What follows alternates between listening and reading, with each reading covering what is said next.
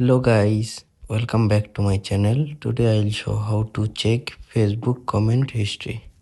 First you will open Facebook application and click the menu and then click setting equal privacy, and then you can see setting. Click on it and then scroll down. Then you can see your activity. Click the activity log. Click on it and click the activity history. Click on it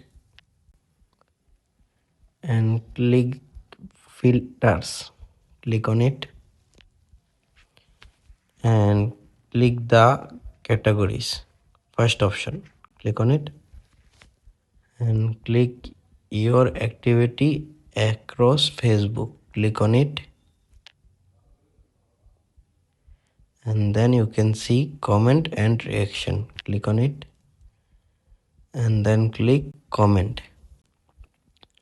I have no comment and reaction, that's why I have nothing on this. Thanks for watching this video. Please like, share and subscribe this video.